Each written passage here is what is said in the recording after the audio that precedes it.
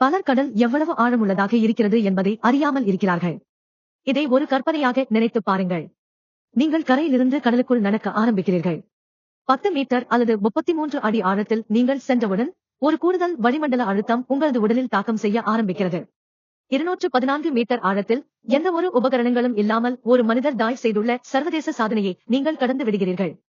830 metre என்பது உலகின் மிக உயரமான கட்டடமான பூர்ஜ் கலீஃபாவின் உயரத்திற்கு சமமான ஆழம்.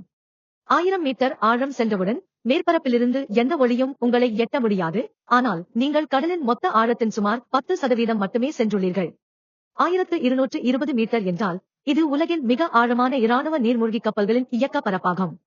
3800 மீட்டர் என்றால் நீங்கள் டைட்டானிக் கப்பலின் விபத்து நடந்த இடத்தை அடைவீர்கள்.